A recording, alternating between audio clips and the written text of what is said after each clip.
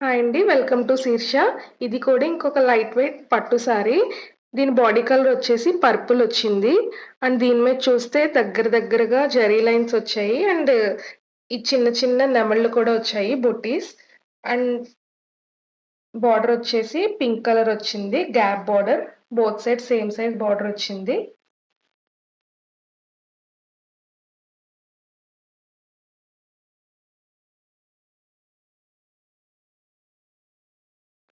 And ఇదొచ్చేసి పళ్ళు. మంచి rich పళ్ళు వచ్చింది. With nice tassels. అండ్ ఇది బ్లౌజ్. ప్లెయిన్ బ్లౌజ్ వచ్చి ఈ బార్డర్ వచ్చింది.